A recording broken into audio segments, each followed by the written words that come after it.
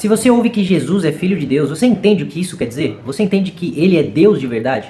Parece até óbvio isso, mas em 325 essa pergunta dividiu o mundo cristão e se você não ficar esperto, você pode cair na lábia de certas seitas por aí que caem nesse discurso que pregou lá em 325. Ário era um presbítero da igreja de Alexandria, lá no Egito. Um líder influente, muito respeitado e até carismático. Só que ele era perigoso, porque por volta de 318 ele começou a ensinar uma doutrina que colocava em xeque a própria fé cristã. Segundo ele, o Filho de Deus, Jesus Cristo, não era eterno. Ele teria sido criado por Deus Pai em algum momento antes da criação do mundo.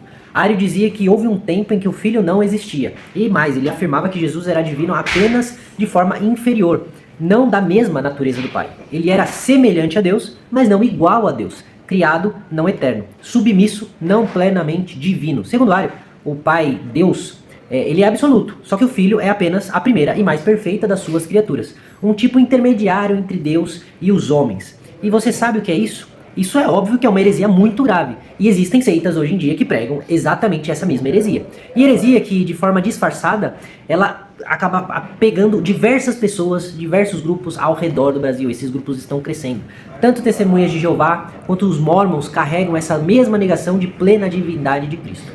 Ário achava que estava protegendo a unidade de Deus, tentando evitar o que ele via como um triteísmo, a ideia de que nós cremos em três deuses diferentes. Mas ao fazer isso, ele destruiu a Trindade, e com ela o Evangelho. Porque se Jesus não é plenamente Deus, ele não pode nos salvar. Só Deus pode reconciliar pecadores com Deus. Se Jesus fosse uma criatura, mesmo a mais gloriosa delas, ele ainda estaria do lado da criação, e não do lado do Criador. O problema é que Ário sabia pregar bem, ele sabia falar bem, se comunicar bem. Ele compunha hinos populares com as suas doutrinas, e as suas ideias se espalhavam, ganhando apoio até entre bispos poderosos da época. A crise ficou tão séria que Constantino teve que intervir e foi isso que levou ao Concílio de Nicéia.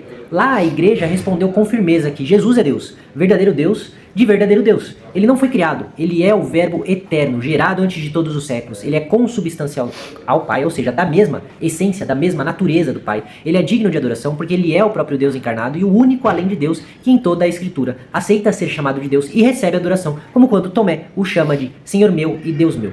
O que aprendemos com essa história? Que heresias nem sempre vêm com a cara feia. Às vezes vêm com aparência piedosa, bem vestida, cantando bonito. Às vezes elas até são muito próximas da ortodoxia. Mas não basta parecer cristão, precisa ser fiel à palavra de Deus. E a palavra nos mostra um Salvador que é Deus conosco. Afinal de contas, é isso que significa Emanuel, o nome atribuído a Cristo, Deus conosco. Então não caia nesse papo aí de que Jesus, ele é divino, mas não tão divino assim, um semideus. Ele é parecido com Deus, mas não é Deus. Esse papo aí é heresia e é heresia das braba, viu?